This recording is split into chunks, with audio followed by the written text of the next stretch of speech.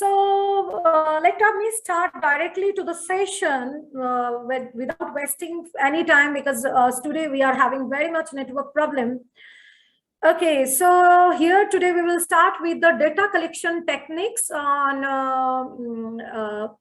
sorry, first of all, we will go with the sample collection. Sorry, just a second. Yes. Yes. Okay, here it is. I will stop the video. It is already stopped. So we generally use non-probability. Please let me know if if I am not audible. Please let me know through your chat box. See, generally in qualitative research, we use non-probability sampling techniques. That is, okay. We use non-probability sampling techniques. That means we use non-random sampling techniques. It's just the opposite of what we use in quantitative research. In quantitative research, we use random sampling techniques, but in qualitative research, we use non-random sampling techniques. That means here, every respondent or every person, every individual of a population do not get the opportunity to be included in the sample. But this type of non-probability sampling techniques are often used in exploratory and qualitative research. In this type of research, the aim of the research is not to test a hypothesis or a hypothesis about the broad population. Rather, here the objective is to develop an initial understanding of a small or underrepresented population. So this is why we go for non-probability sampling technique. The very first technique is convenience sampling. I can see the participants have reduced due to certain problems. Hope they will join very soon. Anyways, the one who are here, I will go ahead with them. Okay. The convenience, the first one is convenience sample. Convenience sample, it includes the individuals who happen to be the most accessible to the researcher. I will give an example. For example, like you have been asked your research objectives includes the consumer's perspective. So you have to get the responses from the consumers. So what do you do as a researcher? You collect the responses from a nearmost retail store. For example, you get from a mall which is nearby to your locality, or you can say a big bazaar, a retail shop where you go. Where you go and there you get to know that there are certain consumers, there are customers who are coming to purchase the daily requirement, and you start collecting the data from this sample, from this population, from this sample of people. And here, what you are looking for, what you are doing, you are basically depending upon your accessibility. You are depending on your you can say your comfortability, your level of convenience, your level of ease, right? Generally, non-random sampling techniques are not acceptable in quantitative research because they feel that everyone in a population, they should get the opportunity to be included. But in qualitative research, the objective is very different. The objective is not about generalization. The objective is about getting a deeper knowledge about the population. So here we just try to understand what actually the consumers are looking for. So this is one of the type, though I am very sorry to say that most people in our paper, they used to write that, yeah, we are using random sampling in quantitative research. We are using random sampling. There's sometimes systematic sampling, stratified sampling. This sampling techniques are being quoted in your papers, but generally what we researchers do, they go for convenience sampling, even if they are doing quantitative research. This is the very fact. I'm very sorry to say that. Anyways, next, going for the purposive sampling technique. This sampling technique is also known as judgmental sampling technique, and it involves the researcher. When the researcher basically use their expertise, their rationality, to select a sample which is most useful for the purpose of the research. Because I already said the researcher wants to gain a detailed knowledge about a specific phenomena. It's not only about statistical inferences. And because the population is very small and very specific, here the researcher uses specified criteria or rationale for selection of the sample size. Again, I will go with an example for your simple understanding. Like, for example, you purposely select a group. In my research, in one of my study, what I did, for example, let me give you an example. For example, if you are doing research on companies, a number of companies, you are probing into that, what is the, how these companies add to the value of our GDP. Now, what you start doing, first of all, with your purposeful or with your judgment, with the researcher's judgment, you narrow down your sample size. And how do you do it? Like, for example, you start taking the first 100 or first 50 listed companies on SEBI, and you further want to narrow it down. Then what you go for? You would go for the market capitalization. Are you getting it?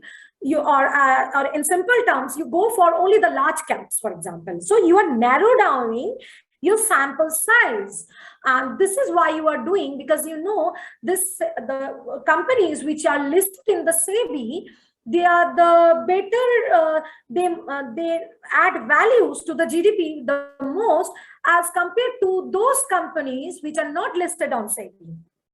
Right? So you use your rationale, you use your logic to narrow down the population, and this way you proceed. So here we say it as purposive sampling, or you can say judgmental sampling. Next is snowball sampling. Here, this particular sampling technique we use where the population is hard to access, or where or you can say where the population is hidden in nature. When the population is hidden in nature, or it's very hard to access, we can say that we must go for snowball sampling technique. Now, what is snowball sampling technique?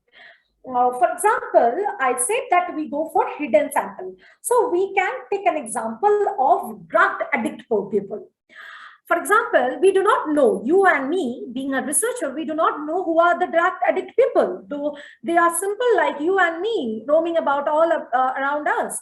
But we do not know, we can get to know this when we use this sampling technique. That means when we use reference system, when we use reference, for example, we detect one person who is addict. We interview that person, and after interviewing that person, we ask him or her, again, my internet connection is getting unstable. Okay.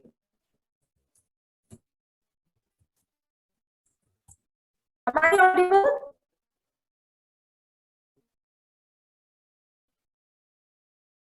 Please write down the chat box so that I can continue further.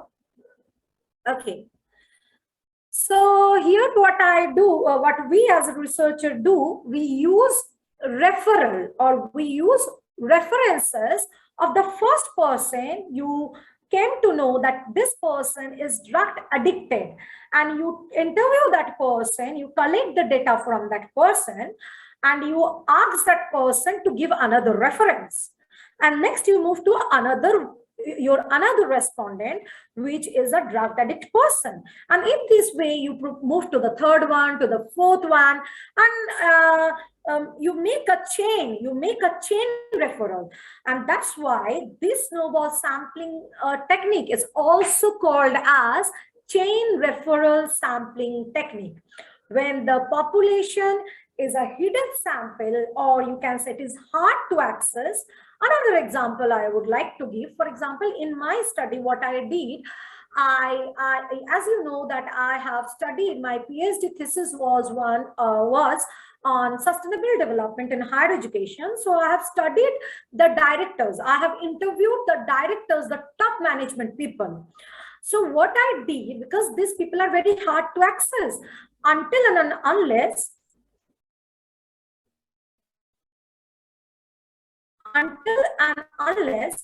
I please be with me. My voice is cracking. I understand, but I can't help it out.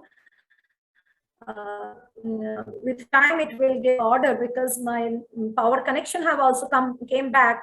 Next time, if it get disconnected, I will come with my Wi-Fi connection. Please don't want to disconnect. So far, continue. Okay, so here I was saying, like, what I interviewed those directors or the top management people from universities. So it was very hard for me, those people. So what I did, by any connection, I reached one director, a director of in my knowing, and I asked my director, my first respondents, to give some references, and he referred some names. I interviewed the second person. He gave me few references. I remind you, he gave me 5 references. But the thing is that though you are getting 5 references, it is not always possible that you can make all this in one. Probably it's the possibility of connecting people who are in top level or who are in very busy schedule. You can connect one of them. So again, I interview the second respondent, and again I ask for some, and then it move on this way. It always better, if you are going for snowball sampling, whenever you get a chance, it's better that you ask for much references rather than ask for single references. It's a chain process, but you will not get the chance of asking that respondent, okay, please give me another reference, and they may feel disturbed. So in that short, what your objective is to, you must ask for number of references. And in this way, you approach people by writing a mail, by putting requests, or through any other options, and by telephone or something like that. And when they are ready to give the interview, you go with a change process. So this is snowball sampling technique. I guess I am clear to you all. Next, coming to the 4 sampling technique of non-probability, it is quota sampling. So what do we do? Quota sampling, we create some subgroups based on certain categories. For example, the categories might be age, it may be gender, it may be the literacy level or the education level, or you can say the qualifications of the people, of the respondents, or it may be the marital status, anything, etc. Many other reasons can be there for creating some subgroup. And what the researcher do, then the researcher decides that how many people is to be included from each subgroup in a non-random criteria. Got it? First of all, we we classify the whole population in certain subgroups or categories based on certain criteria, like what I said, like age, gender, marital status and all. And from this subgroup, the researcher draw a number of people or decide a number of how many people need to be included from this subgroup in a non-random technique. For example, I being a qualitative researcher, I want to know that in my class who have scored more than 80% marks, or girls in my college who have scored more than 80% of marks, so that I could give the girls a scholarship or something, a fellowship type of thing. So I want to identify those girls based on their percentage or on their marks they have scored in their academics, in their graduation, you can say. So what I did first, I categorized the first group. I selected the first group based on gender. That means, first of all, I segregate the whole population based on gender, and I selected only the female gender. I took up the girls who are into graduation in my college. And then what I did, I took two steps. I not only took the gender into consideration, I also took their education qualification into consideration. That is, the gender should be girls, and next they should have completed their graduation. So these are the two criteria, and on the basis of these two criteria, I narrow down the sample size. And from this sample size, again, what I did, I again start narrowing down that only 80% people, only the girls who have scored more than 80% will be considered as the population for my, it's not the sample. Not the sample, again I'm saying, it's the population.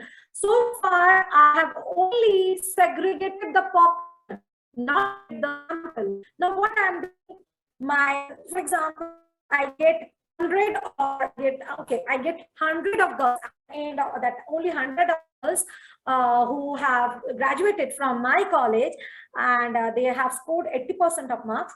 Now I have to collect certain data from this girls. So what I do in a non-random criteria, in a non-random technique, I only the first thing, okay, you and you.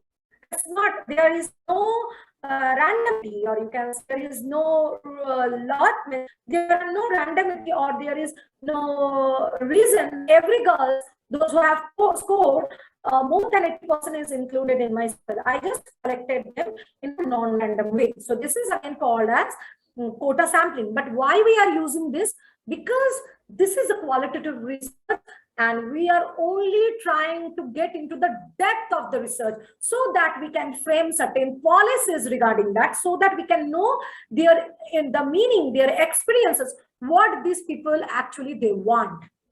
So I just want to why and how. I want to answer the question why and how and all these things. So I am collecting certain sample of respondents.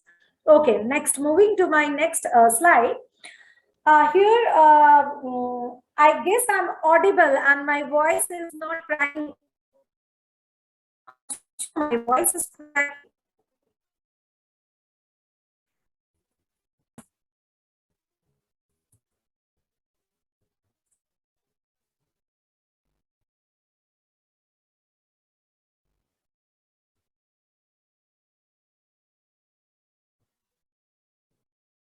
Okay, just a second, sir.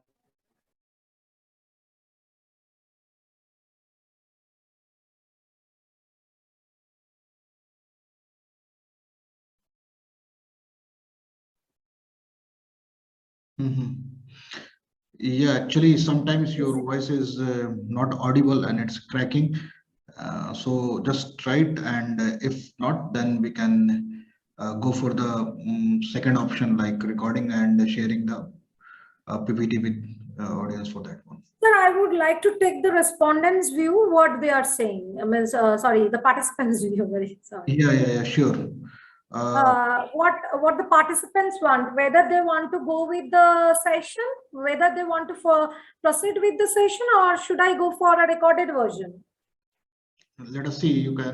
People can write on the chat, and we can go according to that one. Yes, because I would like to take their feedback also, because it's such methodology class, and they must understand. Sure. If you feel like it is good with this, and they will be able to ask questions and all. Yes, recording is best option. Okay. Okay. Anyone else? Okay.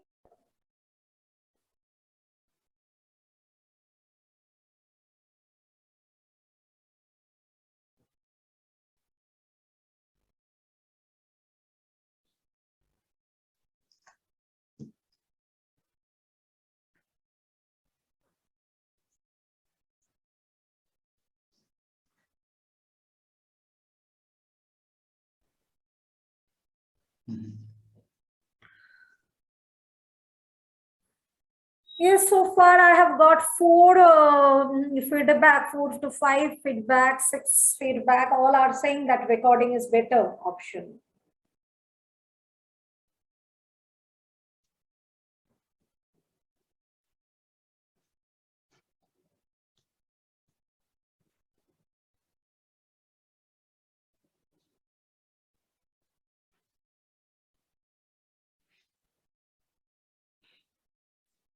Okay. So what do you say? No, just means let us see, continue for some more time, and then we will see if there is means disconnectivity will be more, then we will go with the second option. Just I will inform you in between. Okay, sir, if the voice cracks, please inform me. Then I will stop at the moment, and then I will make a recorded version. Right? But in the session, it's better that if you could take some questions, because that will not be possible in recorded one, right? Now your voice is also cracking. Sir, I'm saying that in the meantime, if it is not, my voice is not audible in that proper way, so we can take questions, right? Yeah, sure. Now you can continue. No issue. We can continue. I will continue. Or sir, just a second, please. Please bear with me for.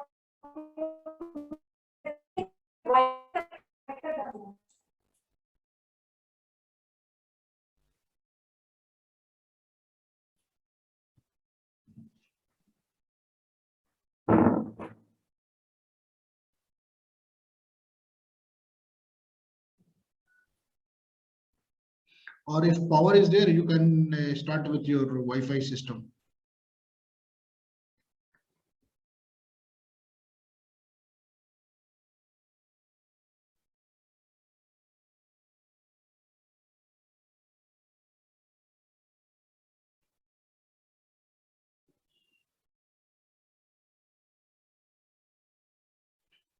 Can I see Dr.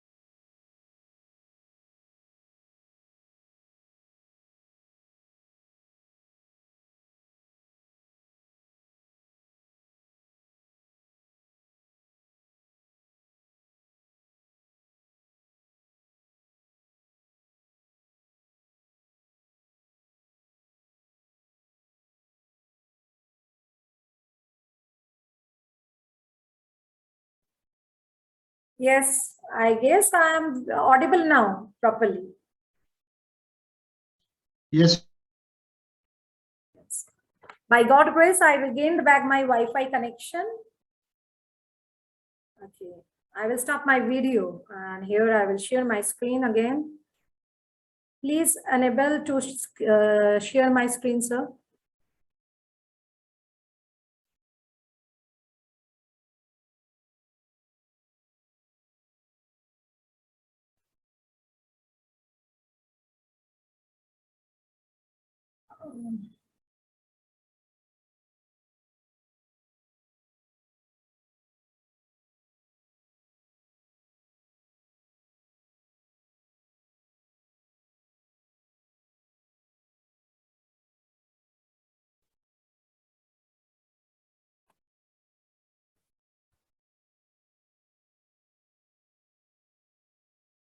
Okay, my screen is visible, right?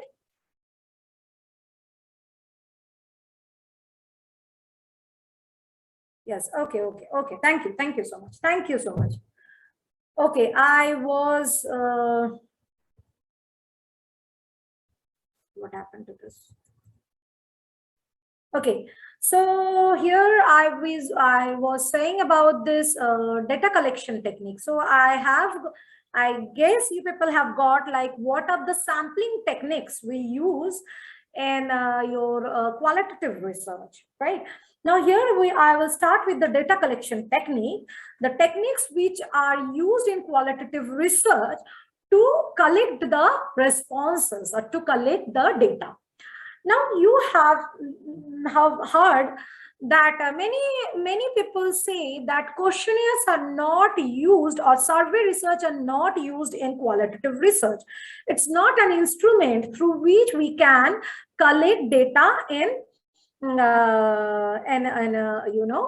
qualitative research. Many of us have heard this so many times from many people, but have you ever collected open-ended question? Anyone, please do chat. I will take the session with full of energy from this end because so far we were in a panic. Now I guess participants, please type that whether you have collected open-ended questions. Have you collected on your survey? Have you ever mentioned any open-ended question in your questionnaire so far? I would request everyone, what is your, have you collected? Yes or no? Please write it down, whether you have collected. Yes, collected. Please write it down. Yes, I have collected. No, yes, or something. Okay. Have you collected? So what you did, what you did with your open-ended answer, the responses you got so far, what have you done with that? Okay, those who are writing no, not yet, then them also I would like to ask you, have you collected any dichotomous type of responses from your respondent, like yes or no? Yes or no, this type of question, have you ever collected dichotomous? And if you have collected, how you have interpreted it?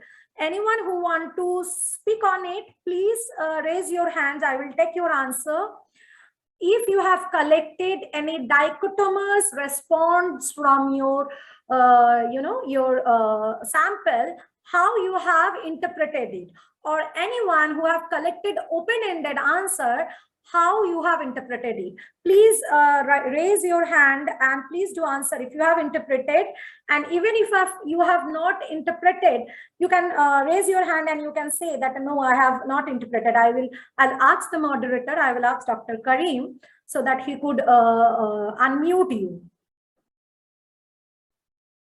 because I need your participation for an in-depth understanding of research methodology. So far I was just running, because I was trying to give something, because I don't want, like, okay, I'm the host now. Okay, if anyone if anyone who is willing to share their view. Okay, so I guess since no response have came to me, that means no one have ever interpreted this. See, basically what happened, we collect in a survey, in a questionnaire, what I also did in my initial, in my studentship as a research scholar, I made a questionnaire. What I felt like I put a certain close-ended question over there, but I felt like something is there which the data cannot be collected through close-ended question, and I want to know much about them, because there are certain things might be the close-ended question do not contain that option, might be that option is not contained in that which my respondent might have in their mind or in their head, or he might be having some different experience, and that I have, being a researcher, I might have not put that particular the item in my close-ended option. Then what shall I do? What shall I do? So I wrote certain open-ended question, and I collected a number of responses on the open-ended question. But in my initial research career, I was unable to understand that because I was only knowing at that time, I was only knowing about quantitative techniques. So when I came back, I used the close-ended question for my analysis, but I was unable to understand what to do with the open-ended responses. Though I can see that the responses which came in the open-ended is having much more value and can add much more value to my research, but I was unable to utilize that for my research purpose. So here is the answer. Actually, your open-ended questionnaire is actually a technique or a data collection process for qualitative research, rather not any statistical inferences. It's go with the qualitative inferences. I was not aware at that time. With time, I studied, and later on, I studied what to do with the responses, because every response have their own value. I collected all my data very, the data collection process was very rigorous, and getting to each and every person, collecting the data is very, is very tough. And I could not let my data go like that. So I have to utilize that data. So what I did, I later studied, and I felt, no, this is a data which is to be interpreted in qualitative way. So I used it in later way. That way I will share my experience, and gradually I will share my experience. Okay. Now the next one is interview. First of all, let us know what is the purpose of interview. What is interview? First of all, what is interview? Interview is a conversation of a person, that means you as a researcher with your respondent. It may be one-to-one conversation, or it may be you and a group of people. It may be you and interviewing a group of people. Like in news channels, you might have seen, while nowadays that UP election, and in many states, Manipur, and this election is rolling on, and you have seen that people from different parties are representing. There are the spokesperson representing various other parties, and the one who is the anchor of that particular, that particular program, he's interviewing one by one. So this is what interview is. Not always that you are interviewing only one person at a time, but you can interview a number of person at a time, a group of person at a time, right? So basically interview is this. And one more thing, interview can be conducted in person. Physically, you can reach that person and you can ask for his or her response or their responses. And one more thing you may do, you can do a telephonic call, because that is much more cheaper and optional. Your somebody have offered you a great space that you need not to spend a lot of money in your outgoing calls. And even following the trend, others have followed the trend, and now you can make unlimited calls with a minimum package in your phone. Not only that, you can You can even search the internet. You can use the data for internet connection purpose. What I did so far, I lost my connection. I used my mobile network to connect. It's other thing that the network is a very big issue, and it is an issue. In fact, a Geo, even we are having certain network, at least it got connected. Vodafone, it was not connected. It was not connecting even. So whatever the things are. See, so you can use telephonic call because it's a cheaper option if you don't want to go in person. And moreover, in COVID time, this electronic media have helped us a lot. And that's the only reason that we can having a session here. Only the Zoom, which has enabled us to talk to you and me. So you can use telephonic, and what I mentioned right now, you can use your online portal also, because here we came to know what is the importance of online portal, and through this we can interview a number of person at a time. Though you can use your mobile or your telephone for making con calls, but it is better that if you interview people at this time when you are not able to interview your respondents in person, you can connect them online on online portals like Zoom. If you're not having Zoom, you can go for Google Meet or Microsoft Teams, whatever access you are having. So you can interview person. And let me say that if you people are having in your mind that you have to do certain qualitative research, and for that you need certain interview data, it is the best time to interview people, because at this period of time, people are there at their home and you can get their time. They need not to visit. Most of the people are working from their home. So this is the best time to get these people interviewed, to get your respondents to be interviewed. So if you are having certain plan in your mind, use this time. Okay. Now, interview can be it is classified in 3 types, in 3 categories. The first one is structured interview. See, what is structured interview? In structured interview, we used up a list of predetermined question. You jot down certain question. It's like a questionnaire or a list of questions which you have with yourself. And you, from that question, you ask your respondents to respond, right? But in structured interview, what happens? There is little, or you can say no scope for follow-up question to response, right? I mean, if you because you are having a fixed pattern of question that these are the questions that are to be asked to the respondents. So here you just go with 1, 2, or 3. For example, you are having a set of 10 questions. You go on asking question and you take their responses. But here you do not have option that if you get an option from them, like they are saying something and it may build something interesting or elaborative, you do not have the option in structured questions so that the interviewees could respond.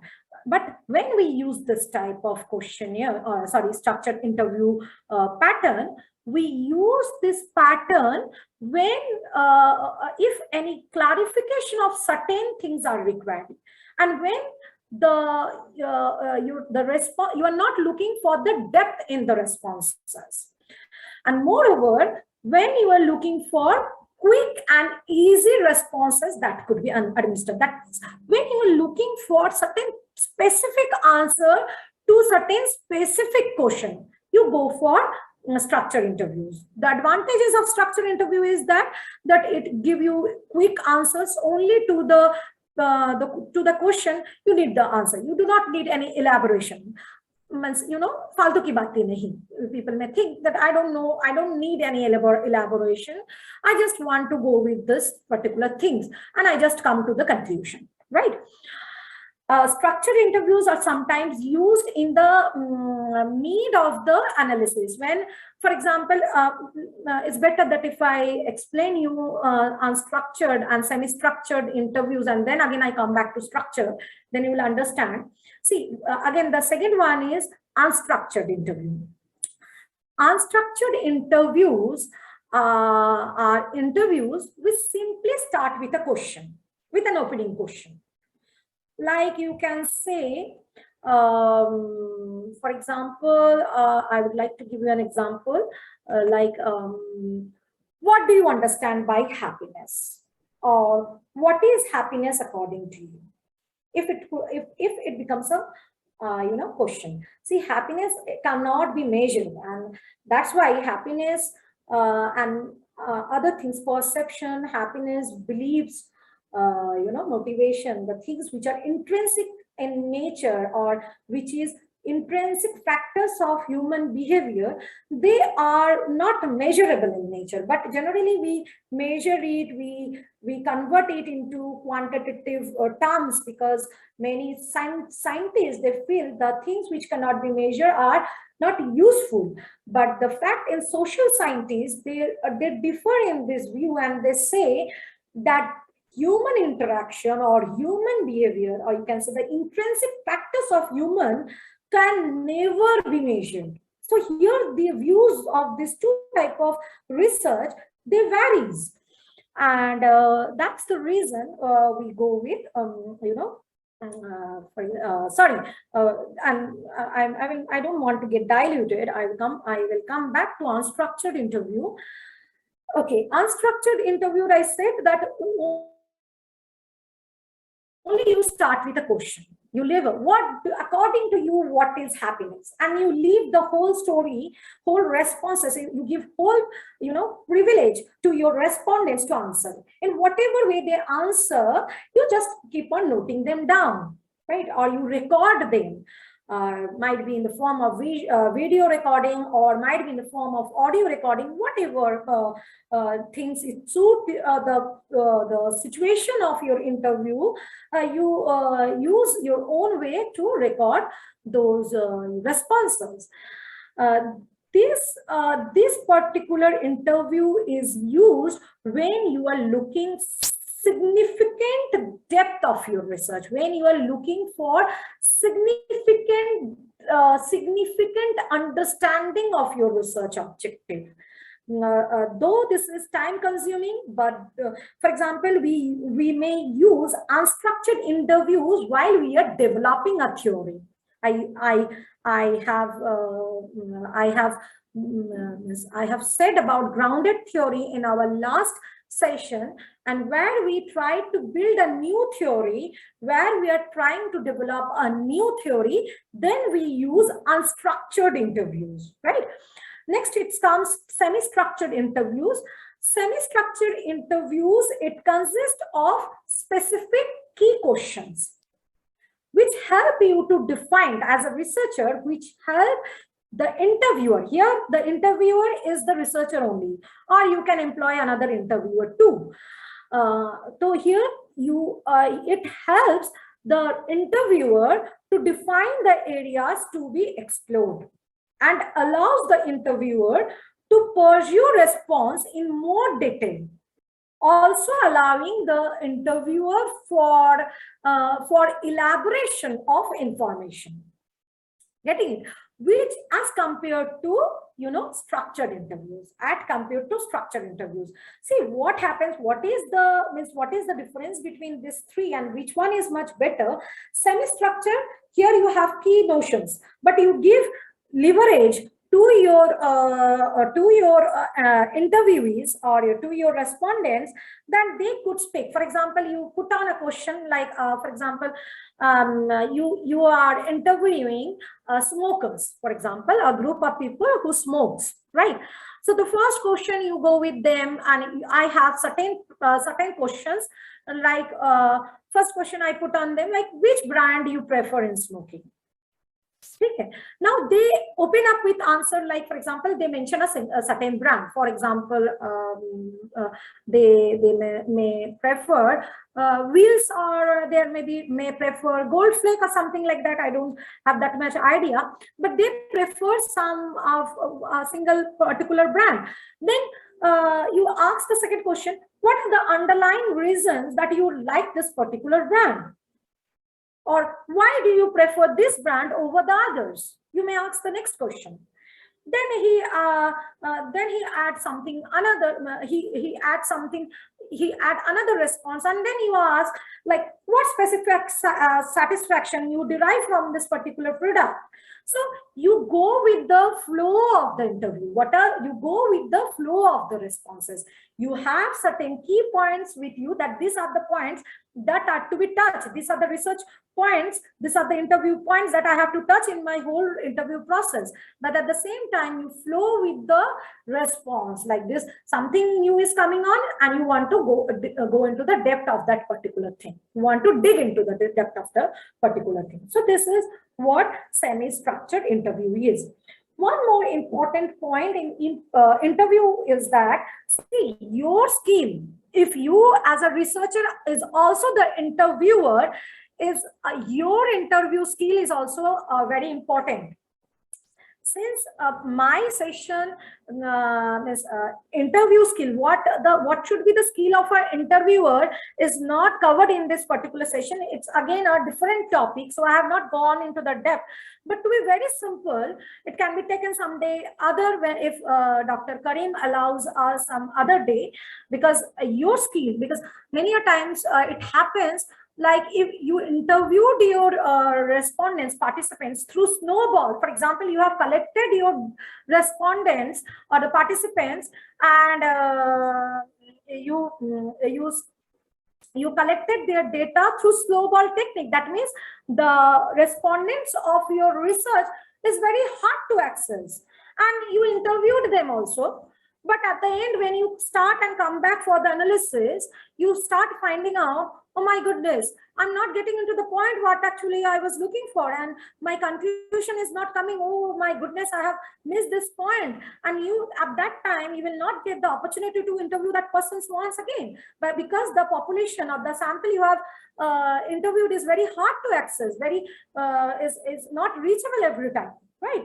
So interviewer skill is also a very important factor when you are interviewing the your participants, right? Next, next comes your again some background noise. Just a second. Just a second, please.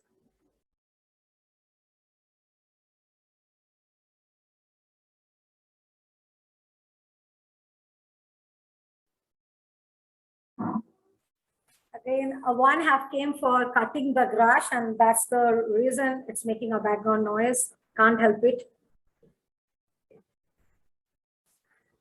Okay. Now, what I was saying, but very specifically, if in this such session, if I say, what could be the interviewer skill? The interviewer skill should be like that. You should start your question from general to more specific. Like I started the group I have taken for my research interview as interview for, like I start them like, which brand you prefer the most, or which brand you prefer in smoking. This was a general question, and then gradually I started going into the depth of the interview, like what are the underlying reasons, I said, right? Or why do you prefer this particular brand? So in this way, you open your interview with a general question, and gradually you focus on much specific ones, right? So this is what interview is. Now coming to the next technique. Next technique is focus group technique. First of all, what is focus group technique? Focus group technique is a technique where you interview a group of persons at a time, and when you here particular, it's a type of group discussion. Are you getting? When focus group is basically a group discussion type of thing. In interview, it was not a group discussion. You are interviewing a number of persons, might be a single person or it may be a group of persons. But in focus group, the difference lies in this way, that this is basically a group discussion. But why don't we say it's a group discussion? Why we say it as a focus group? Because here we have focused on the group of people. The people we are interviewing, the people of our group, are those people who have gathered some previous common experiences, or who share some common experiences, or may share some common experiences, feelings, or perception. That means you have gathered a group of people who are having similar type of or homogeneous type of experience, either in the past or presently happening, or may they can share the similar type of experience.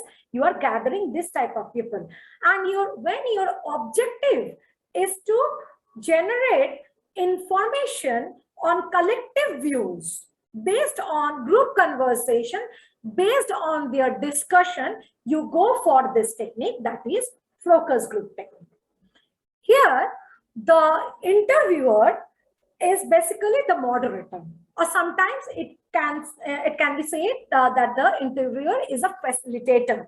When you go through certain papers where focus group technique has been used, somewhere you may see that they have written interviewer, somewhere you can see they may have written the word moderator, somewhere facilitator. Don't get confused with these words, because these are synonymous in nature. Only the interviewer or the researcher who is interviewing is the facilitator himself or herself, or you can say the moderator is the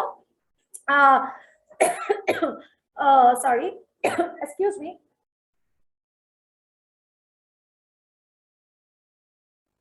or the moderator is the facilitator himself. My voice is getting louder because at my back I'm having a very much noise, and I'm feeling like might be my voice is not reachable to you all. That's why I have started, my voice may sound louder to you people. Anyways, now what,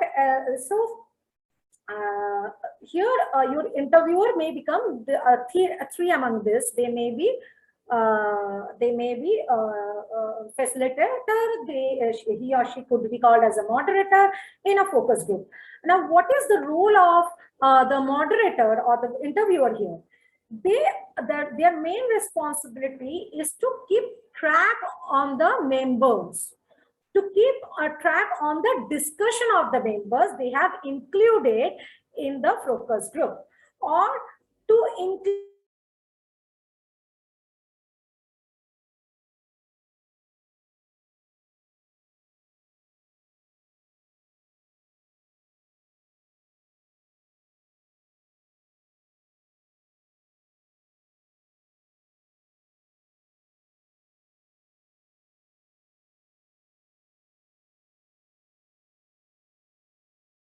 this by this much time, or for example for a time of 1 hour, or it could be exceeded from 1 to 1 hour 15 minutes, but a minimum time coverage should be on there.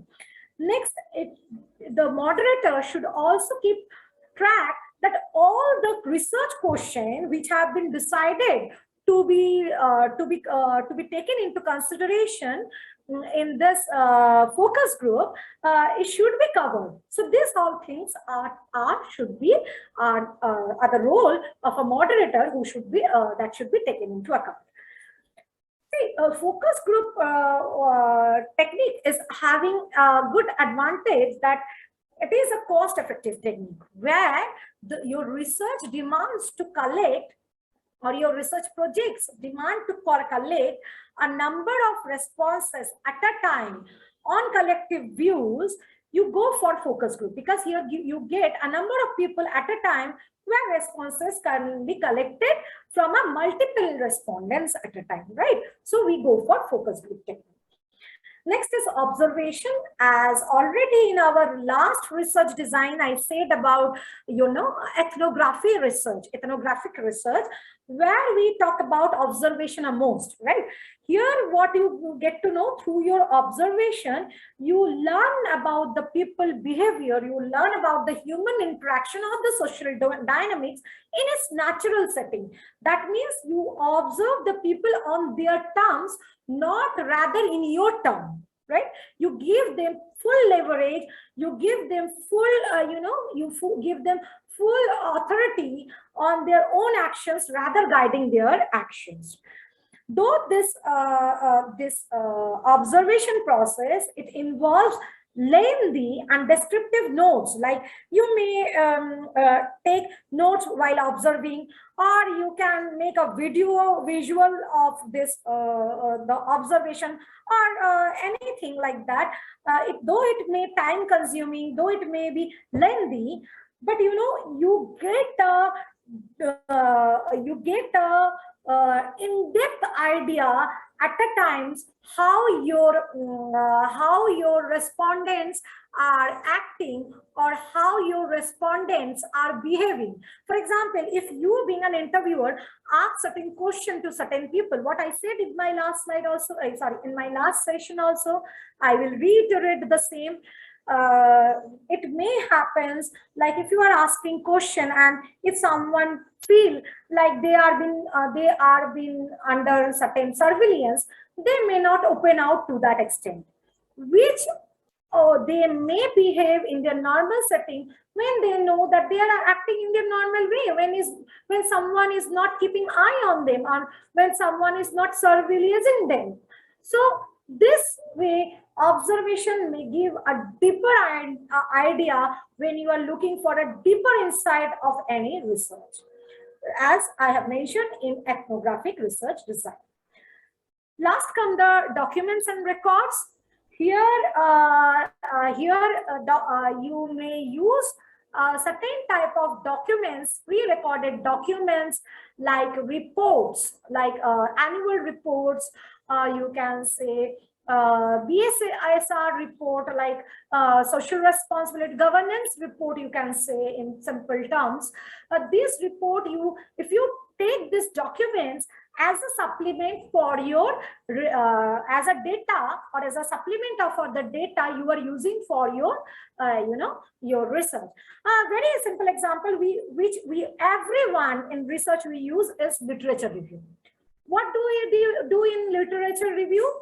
We use documents, that means previous journals, books, or chapters which has been published online, or might be from library. We collect certain documents and we study those documents to get an in-depth idea, like what already research has been done in these areas. So this is literature. So what we do in our literature review, we analyze, or we study this data to identify the gap in the research, or to identify what previous research has already done. And in this way we come to a conclusion, okay, these things have been done, and again you use your cognition and you find out, okay, these things are done, but still I feel that something is left, something should add value, something may add value to the existing research or existing literature review, existing literature.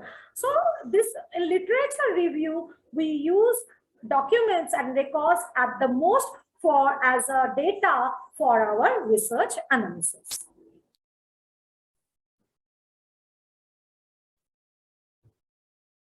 Okay, now coming to the data analysis, see, qualitative data analysis basically it involves the process and procedure for analyzing data and providing some level of understanding, or you can say some level of explanation and interpretation of certain patterns in the textual data, or might be not only in textual, in the pictures, or in the data might be in the form of pictures, in visual data, in videos, or might be sometimes it may be physical artifacts based on the nature of your research, right? So we choose the method, we choose that particular method of our qualitative inquiry based on the nature and objectives of our study, right? So this is what qualitative data analysis is.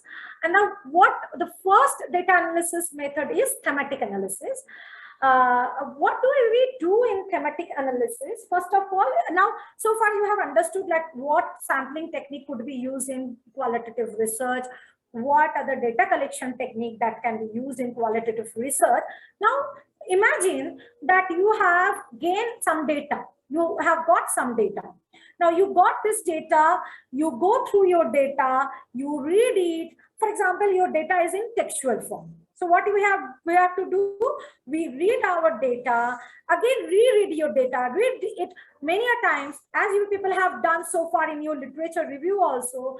Now you start making detailed notes on that. Your impression means, which is much relevant for your analysis. You read the data. Let me take an example of literature review only, because many of you, those who have not gone for qualitative research, but definitely have gone for literature review. As I have already mentioned, literature review is also a part of qualitative data, a qualitative research or qualitative inquiry. So most of us have done literature review. And just a second, I'm getting disturbed, please. Just a minute.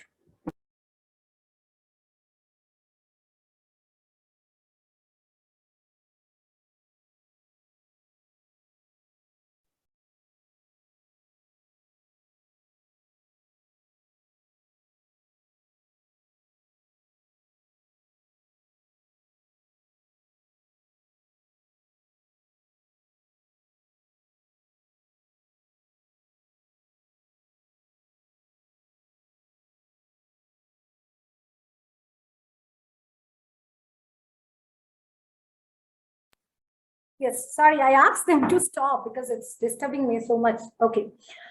Okay.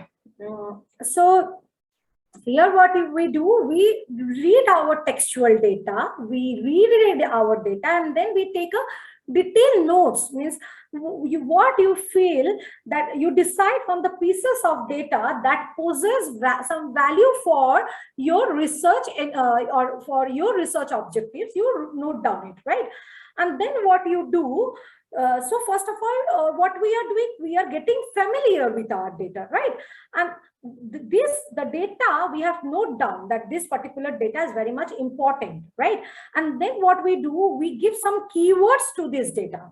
We name some data, we give some keywords to the data, we mark it with some keywords. These keywords, or you can say you label this data. For example, in a particular in a particular you can say document, okay, in a particular document, you see that what we do, we generally highlight certain phases, right? Here what we are doing, we are labeling. You also do, you might have done in your literature review that you highlight some sentences. Okay, this sentence, it add value to my literature review. This is called as labeling. And when this labeling and when some keywords is given to these labels, these are called as codes. Codes is a very important word in qualitative research, right? Codes. Now, when these codes are grouped into, or you can say when this type of labels are grouped into a similar pattern, or you can say grouping, you group similar types of data, you can name it as theme. Got it? When you group similar type of labels or similar type of data into groups, these groups are called as themes. Themes is also very important.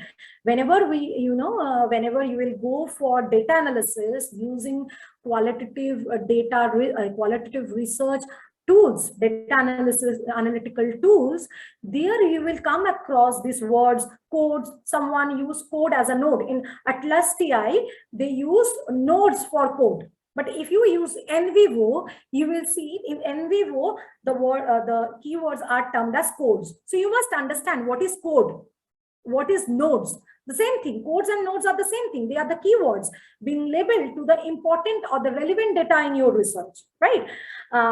So these are codes. And again, you will come across another word, that is theme. That means similar type of codes which come under us, which has been grouped into a similar theme, or in a particular manner, so that you can analyze or you can manage your data easily, right? So they are the themes.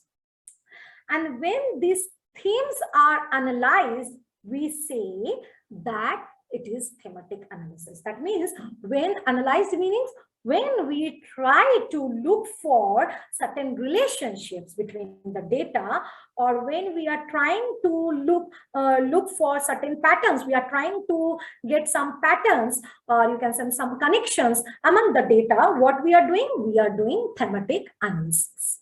Getting it? And finally, we interpret our data. So this is the data analysis. Okay. So this is what thematic analysis. Sorry. Next, what is content analysis? This is a very common approach in qualitative analysis.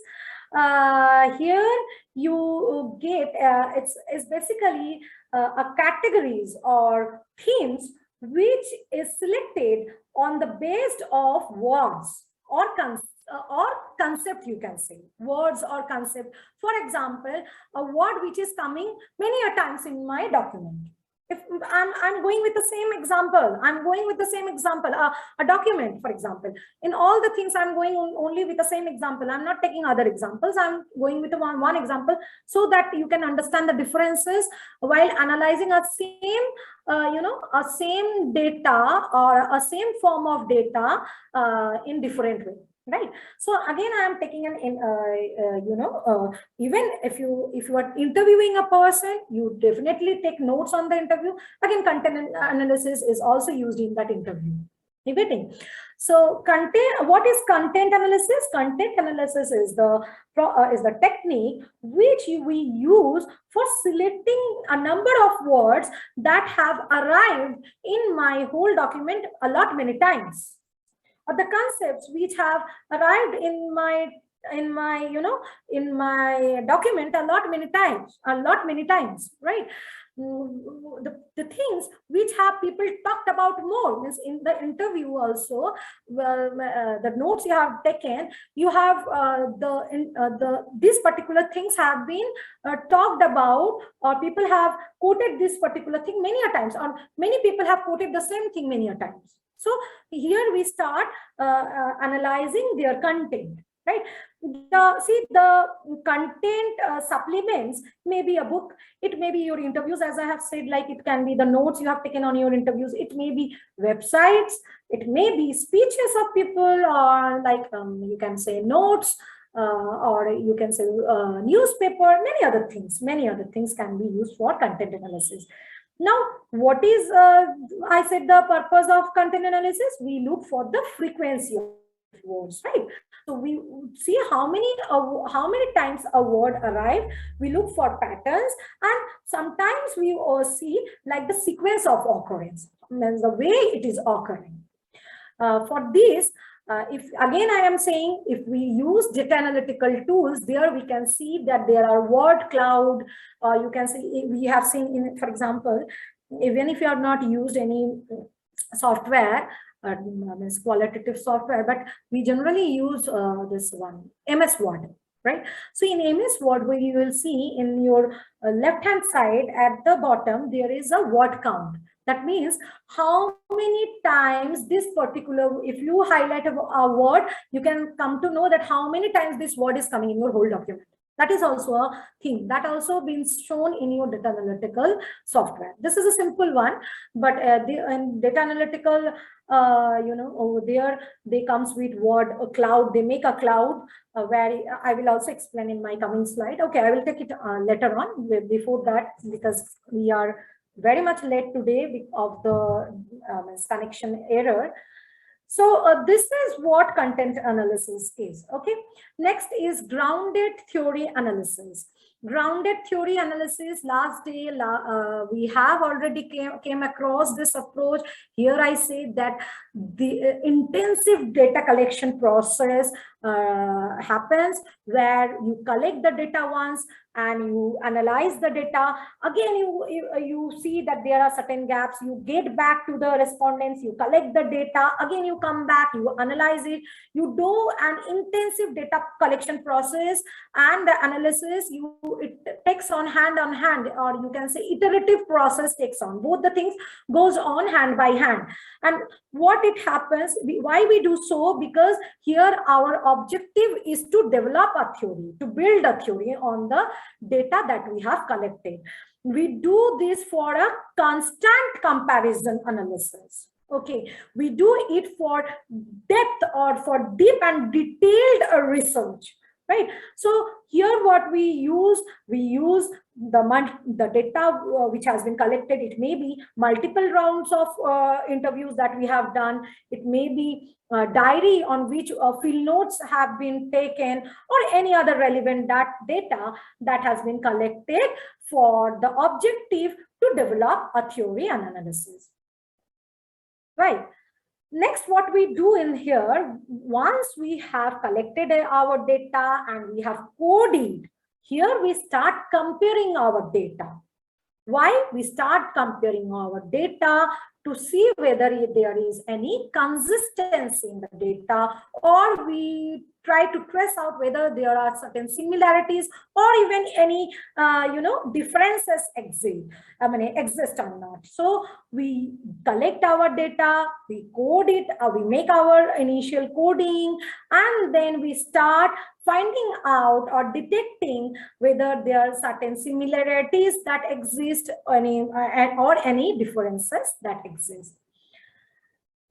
Here, the data may be any person, you may analyze people, you may analyze events, or you may analyze any situation that you have undergone to emerge new themes. So you consider every point, because our objective is very rigorous. Our objective is developing a theory, because we know now my theory which I am developing today will be used on broader population to generalize it.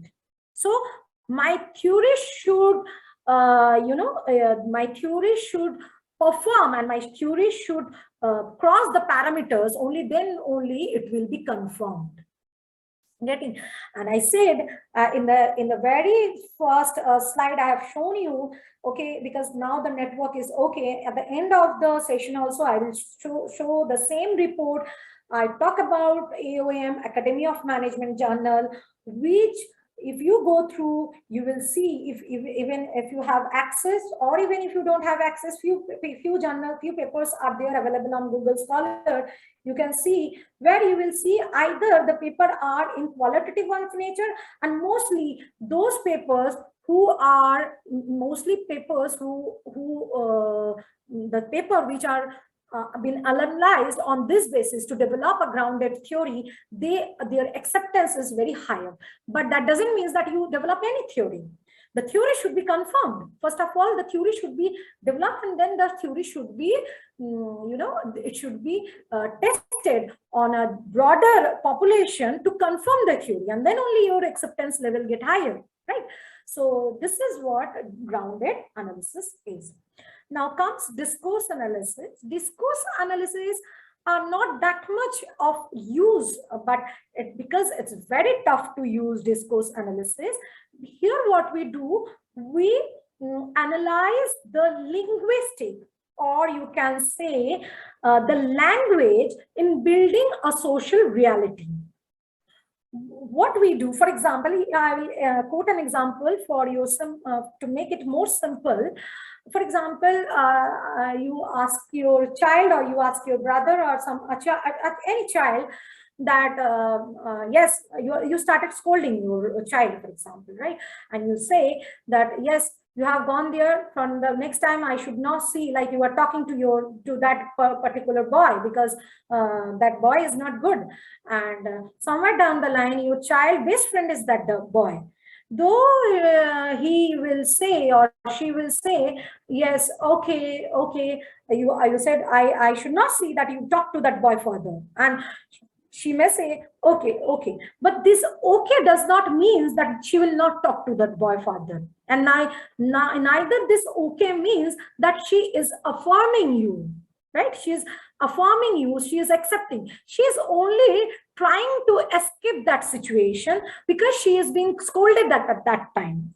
So inferences which is drawn from the linguistic. For example, the same word, okay, is not always okay.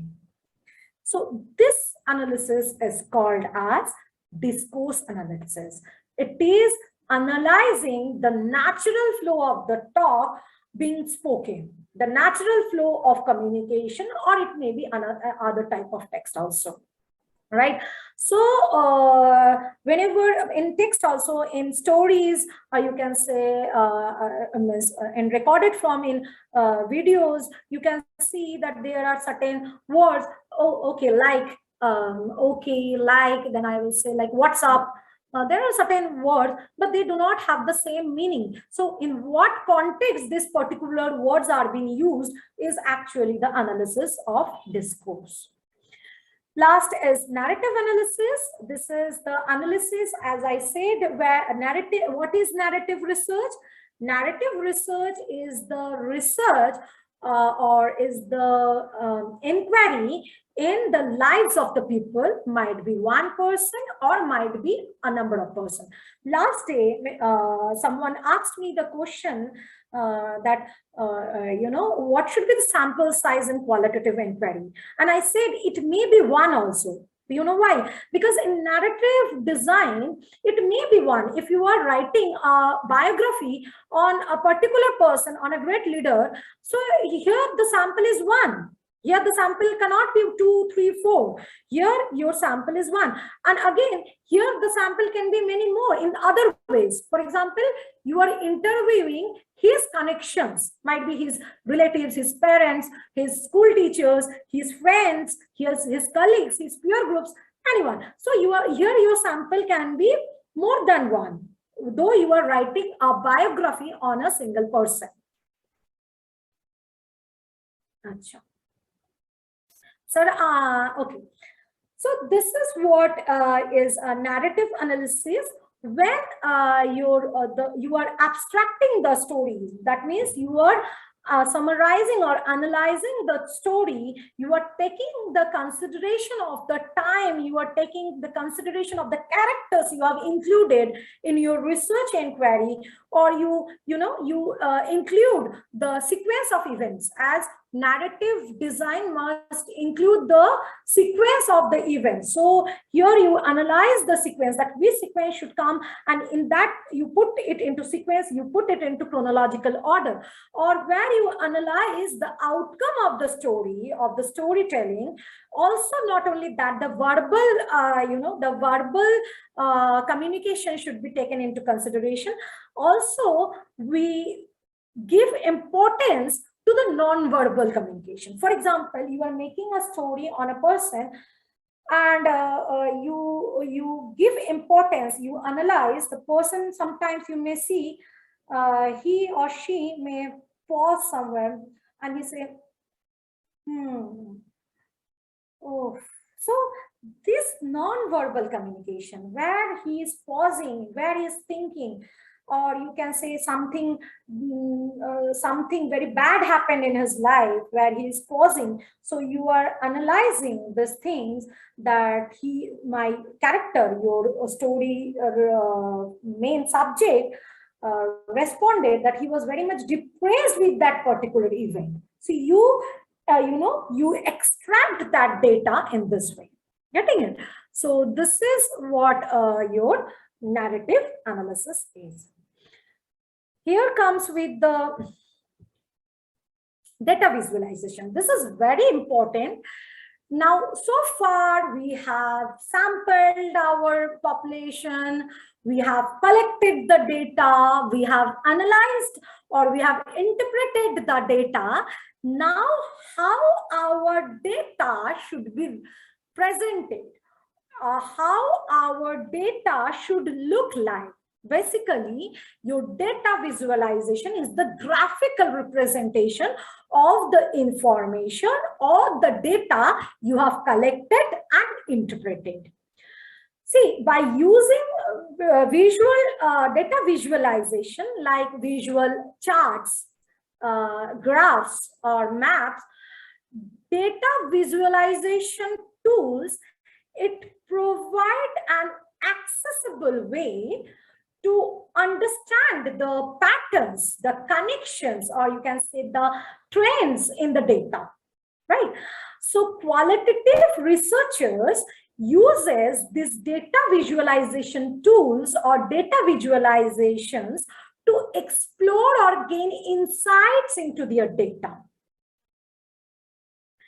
See, representing data visually is very important, and it is useful while you are analyzing your data, so that you can identify the pattern, as I said, so that you can identify the relationship which would otherwise be difficult to discern, or which would otherwise difficult to get into. So data visualization tools are those tools which provide an accessible way to see and understand this relationship through visual elements. Like I said, it may be graphs. I said previously, it may be word clouds, it may be charts, it may be, it may be what tree there are, and many other things, right? There are, I do remember, concept maps, mind maps, there are many other things, so pattern maps, hierarchical charts, there are many data visual techniques. I will take only 2 or 3 among those, because data visualization is such an elaborative one. It needs, or it require a complete session to be given to data visualization. So here I will go further, and then I will say, see, first I will take coding strips. Say this, I have taken one, image from NVivo. NVivo is a qualitative data analysis tool, and this has been taken from, image has been just, I have taken it from Google, image has been taken, and here you see, here it is a text, right? And what we are doing, as I said, for example, a line which I feel that, for example, I don't know whether you will be able to see very expensive something predominant system, which is too much to challenge or something like that. So I feel this particular line is very important for my data analysis. This line can add some value to my data analysis, right? See, whether it is a qualitative or whether it is a quantitative, ultimately the interpretation depends on the researcher. How well you can interpret, that all depends on the researcher analysis. And that's why a research that differ from one to the other, or you can say the quality of research that differ from one to the other. It's not because of the data analytical tools, it's because of the researcher who uses his own logic or her own logic, one's interpretation to analyze the data. So here, particularly, this line is of value or of great relevance for my research, for example. So what I do, I marked it. And how I marked it, I give a color to that, right? For example, I marked it with a red, and this will, in your NVivo, you will see that it will come to your right, to your right hand, like this. It is been shown, and in this way, we mark certain, for example, certain data are quite important, quite important, and it may come under a single theme, and in this way, please excuse me.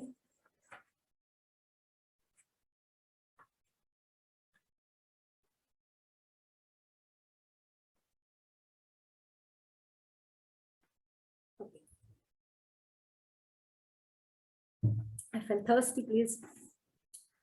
Okay, so this come into a theme. So you marked red to a particular line which you feel relevant, and again you mark red to another line which you feel that these two may have some connection. These two are of similar type. This may form a theme. So you mark another line which come into the same context, and you marked it red. Or other two lines you marked it purple or yellow, or in so. I will give you an example for your better understanding.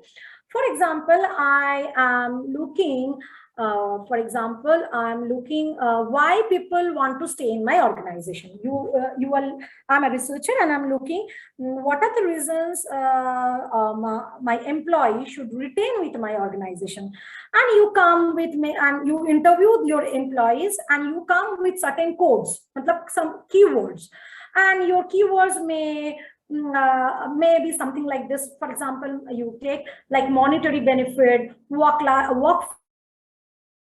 flexibility, or it may be job security, parental or maternity leave, you can say, then LTC, that is your leave travel concession, performance appraisal system, training and development. So these are few keywords which came across, which you have derived from your data. Now, see, please understand, these are the keywords, or these are the codes you have derived from your data. Now I have to make theme out of it. Now, how could I make theme out of it? For example, job security, monetary benefits or compensation, you can say, performance appraisal, training and development, it comes under job satisfaction. For example, I mark this all things into job satisfaction. So I will mark red to compensation, job security, performance appraisal, training, leadership roles, etc., etc. So we mark this all red, and when we are marking all these points as all these sentences, or you can say all this quotation as red, so this means that these things are of same nature, are of similar nature, and that's why it can make a one theme. Again, for example, work flexibility, maternity leave, LTC, or you can take crèche facility or something like that, which you can mark yellow. And what again, I have to give a name to this yellow coding strip. These are the coding strips. So you have to give a name to this particular theme. And here I have given a name like work-life balance. Work-life balance, getting it? So I came out all the keywords with two themes, with a number of codes. Right? Might be first theme which is having 7 codes. My second theme might be having 5 codes. So we come out a number of codes being categorized or being classified into 2 themes. Right? So this is what themes are. And what is this coding strips? Coding strips are the labeling we are giving this. That means the red mark, the color. These are the. So what do we understand by coding strips? Coding strips are the colored bars.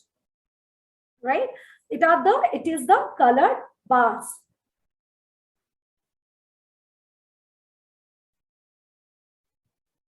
Am I audible? I'm not getting that.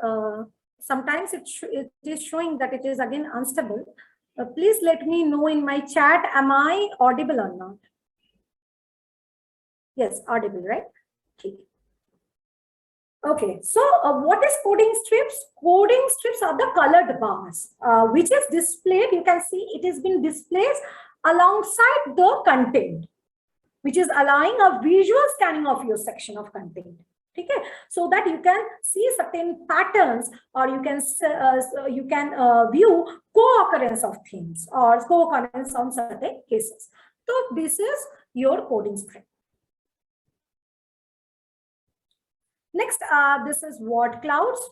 What is word clouds? I've already mentioned, but I will brief much more about this. See, word clouds reflect the language within the data by emphasizing or by giving stress on the most common, or you can say most commonly occurring words in the context, or frequently occurring words. They use font size to indicate the number of times a word have occurred. See, you can see here ambition. That means when ambition is the font size of ambition is bigger, that means the word ambition have occurred lot many times.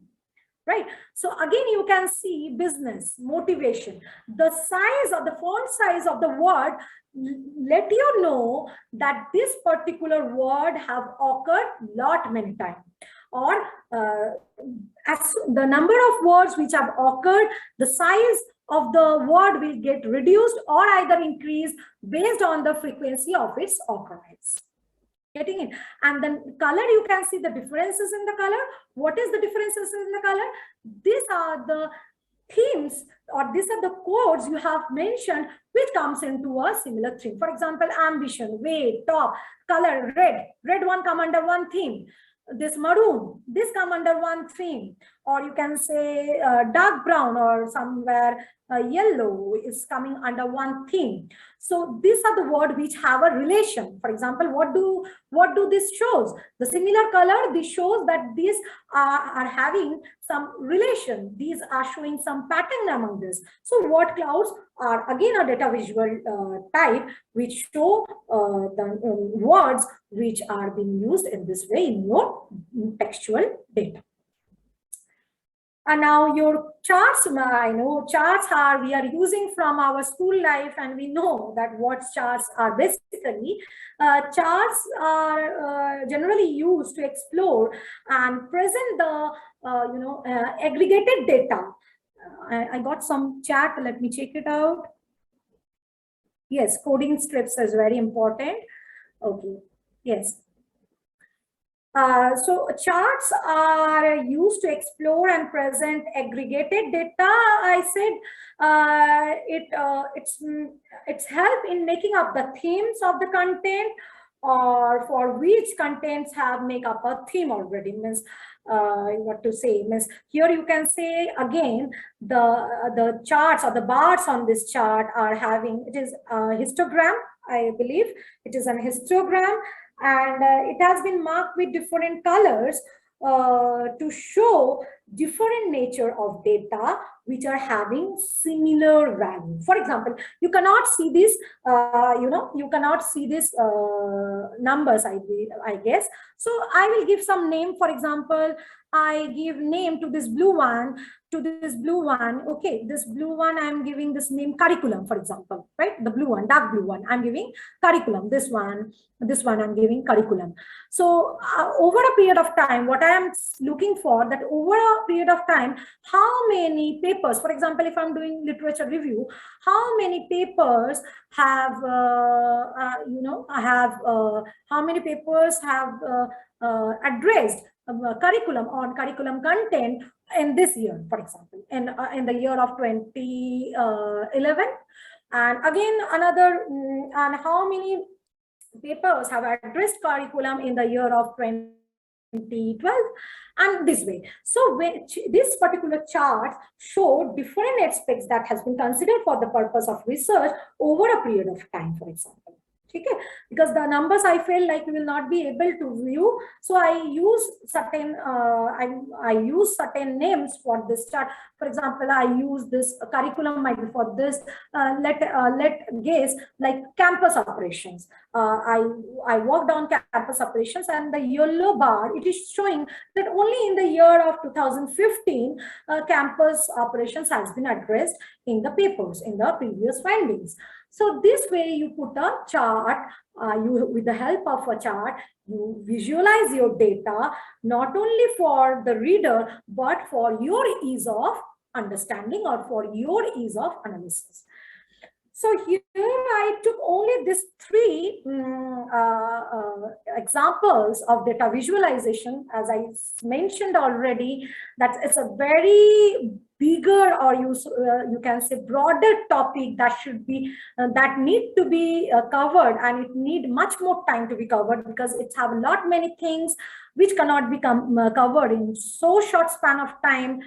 I would request Dr. Karim, if possible, if he could arrange sessions in future based on these things, because qualitative research as a whole is a very broader perspective, and as I mentioned last day, without qualitative research, you cannot proceed further. You cannot proceed further to your quantitative one.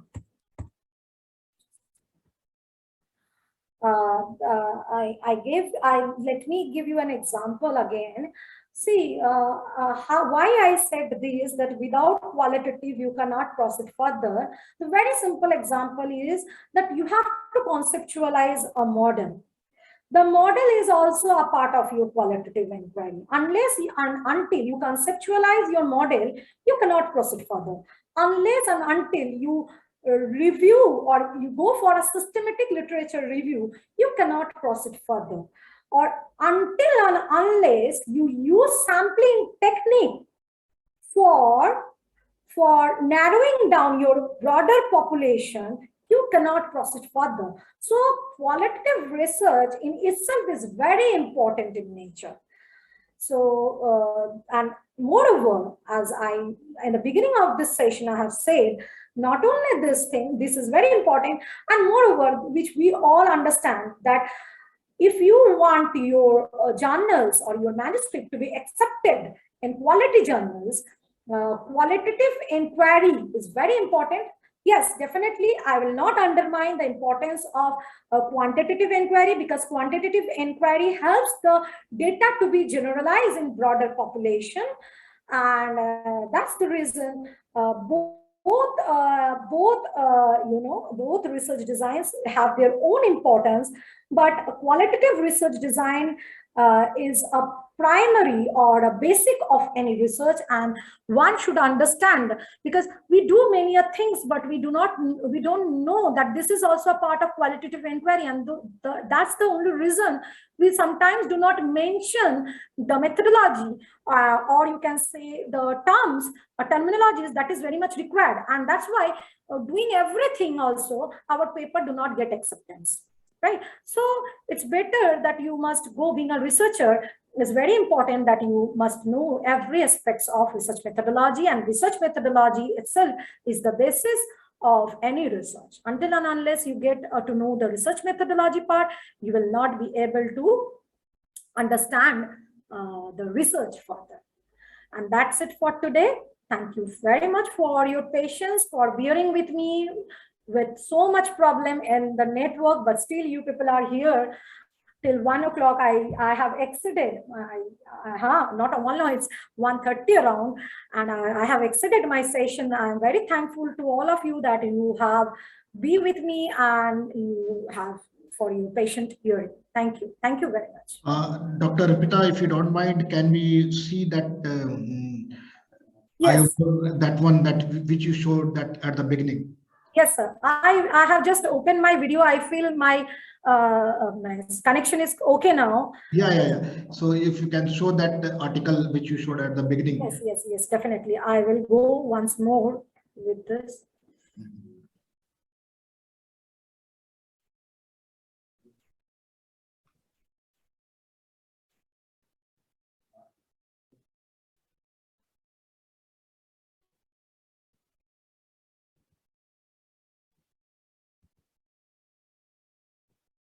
Is it visible? It's visible. You just increase that zoom. Yes. I will, sir. I will increase this. See, okay.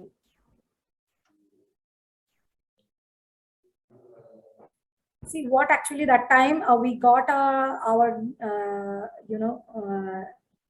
disconnected. My network was disconnected, and I was unable to show you the complete picture of this one. So again, coming back to this editor's report. This is an editor's report from Academy of Management Journal. This is one of the topmost journal in social science research and management research. I will show you that also. I am having my internet connection, and I will show that what actually its relevance is. See, according to this journal, what it is written that qualitative research, see here, I am marking, qualitative research is important to Academy of Management Journal. This is an editor's report. An editor is saying this. Editor's note, you can see here, it is an editor's note, right? Editor's note from the editors of Academy of Management Journal and Qualitative Research. He is saying that qualitative research is important in to Academy of Management Journal. It is so important that it actively sought and supported by the journal, its editors, and its editorial review board. AMJ has published many qualitative papers. The coveted AMJ Best Article Award has been won by 3 qualitative papers. mark it. Its 3 qualitative papers have won the Best Article Award, among which 2 are qualitative in nature and the last one is mixed methodology. So you cannot undermine the the importance of quantitative methodology also. See, despite this success, most qualitative papers, like most quantitative ones, do not succeed in being accepted. This situation is not surprising for a journal with a 10% acceptance rate. The journal having only 10% acceptance rate, I don't know whether you have heard me that time or not. If you people go to the elite institutions, or you can say the premier institutions of management in India, that are the IIMs, even in Ahmedabad or XLRI, this type of institution, which are the top-notch management institution in India, you will see very few papers that has been published in this journal. And I'm not saying, and neither I'm asking that you have to publish in this journal, but obviously your motto should be always to get your work published in top-notch journal. If you make your motto, if you set your goal higher, at least you can get to a certain extent. So always fix your motto higher, go through the papers that has been published in AOM. It is all the papers will not be accessible to you if you are not having the subscription, but few papers are there in Google Scholar. You can go through it and you will see that every paper, every journal of AOM have an in-depth understanding of the research objective, where they have used qualitative inquiry to reach the objective, or either they have used a mix of qualitative and quantitative inquiry to develop a theory or to conclude the findings of the research. So it is very important that you target good journals, not good journals, the very high impact factor journals, so that it can lead your way to prepare at least some good manuscripts. Yes, there are a few chat, I will take it. Yes, okay, yes. Yeah, I do also agree with you, and I hope that this session will add some importance for your understanding, and I hope, and I not only this session, these are the very clear preliminary of research methodology. It's better that if we could take few sessions more, because and at the time, if you go through certain queries, if you feel some queries, we can handle it. We can handle it face to face, and we can make our session more fruitful, more, we can make our session more effective in nature. Sure, and really appreciated. And let me take if there is any questions from anyone related with today's topic or related with any qualitative topic for what Dr. Arpita has discussed with us. And definitely we have lots of things to learn in that one qualitative research, but still, first of all, let me appreciate both participants as the speaker, those who has make it this session very successful. Really appreciate Dr. Arpita for your patience, for your trying, and 3-4 times you have disconnected, but you tried, and really highly appreciated for your efforts and for your giving this nice session for us. And also same for all the participants who never lose their what you call as the patience and temper. That's why we call it as the academician. We have the patience, we have the things to get for that one. And now it is time to question answer. So those who have any questions related with today's session and related with anything, let me give the first chance to our most active participants, Dr. Vipin Shah, because he raised his hand, and ask him to unmute. So please. Sir and ma'am, I don't have any question, but on behalf of all the participants, I would like to thank Arpita ma'am for spending her valuable time with us. And despite the fact today the internet was the villain amongst the students and the teacher, but still The patience from both the side proved very great to us, and thanks doctor for making such a beautiful arrangement of these sessions for 7 days. Everyone was glued to their seat, and I'm really thankful. Thank you very much, ma'am, for your time and patience both, making the session much more interactive. Despite the slides were not there, but we were all listening attentively. Thank you very much. One more thing is that at the beginning, I share this form with you people. This is the survey form, not only for this station, but all the coming station, what we are planning for upcoming webinar. It may be related with research, related with any particular topic, or related with whatever is coming for your mind. Please do share with your colleagues, academician, a student, to fill this survey. It's hardly take your and other 2 to 3 minutes time. Those who has already submitted it, I am really appreciate with them. And also there is one Professor Edwin, he has raised his hand. So let me do, yes, Professor Edwin, you can unmute and you can ask.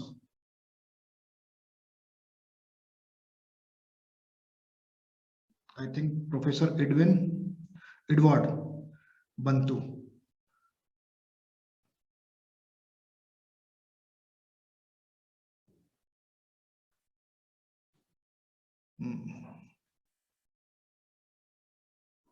Okay. Yeah, thank you very, very much for this important aspect of qualitative research analysis. I was very interested in the way you articulated on coding of data. It's a very important aspect in research, and I would really wish to request that maybe we could have another presentation at another level for individual universities, and I'd be happy to use the in vivo in analysis of some data. So I want to thank you very much for this presentation, and I'm hopeful that we'll be able to share. If I would get some of your emails, then I will be able to share more on in vivo, Atlas, and other methods of analysis of data. Thank you very much. Thank you, Professor Edward, and thank you. I would thank all the participants. Rather, it's my duty that I was for the session. I was been invited for this session, but the participants, they were not having, their participation was very much important to us. Like they could have quit, right? But they were from the very beginning, though I got disconnected for many a times, for several times, but they were till the end of the session, and it's a blessing for me. Thank you. Thank you. Welcome. Professor Edwin, from where you are? Sorry? From which university you are? I'm from Kavala University. Okay. Yeah, because we have the various people, although it is only 36 to 40, but we cover African countries, colleges, and Asian and South Asian and India. So it's very nice to see you. And actually, I was thinking you would bring another one to Kampala International University. Yeah, Sure. I believe Kampala International University is one of the international private universities that would really benefit from such kind of data analysis, because they have all the programs for PhDs, masters in almost all the areas. And I think this is an area that is very important, and would be it will add value in the academic rigor that they have. So anytime you wish to have such kind of presentations, I think Kampala International University would also be considered. I don't know your advice. Definitely. We will definitely give to share with all the new information. That's why we have this form. So those people who will fill it, and we can get the information, we can share for our all upcoming webinar and all these things. Thank you very much. Thank you. Now I will give the chance to Dr. Arpita to say last, so that we can end up this session on a good note. Thank you very much. Yes, again, I would thank all the participants from my core of my heart. Due to certain technical disturbances or technical glitch, we got disconnected so many times. I was having certain background noise also. Many are problems that interfered into this session. But I'm so happy to see that the participants, they remain, even my internet connection is again going unstable, but I don't worry now because I have already delivered today's session, and I'm very much happy. Though it's 1:30, I can see it's have exceeded 1 hour from its its original time that has been decided for it. But still, now the participants are here. I'm very much happy to see this. I really appreciate your patience. I really appreciate the way you people are trying to grab knowledge. The way you are trying to learn research, the way you all researchers are, you people are so much interested about research. I'm very happy to see that. And I again thank all of you from my core of my heart. And moreover, one thing I would like to request Dr.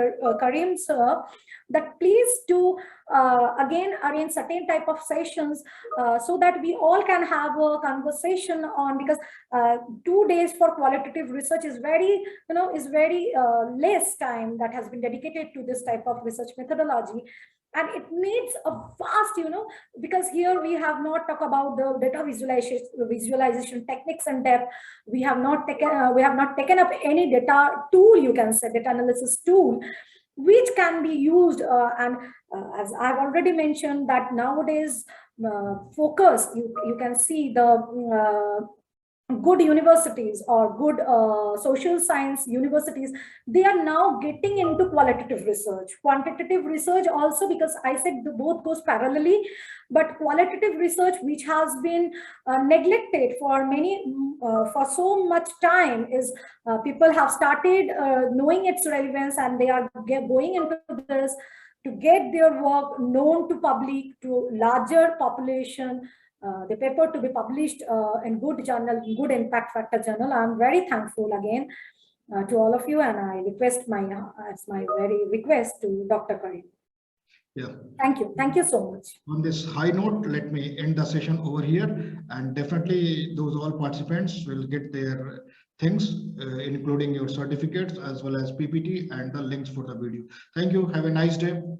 Keep in touch.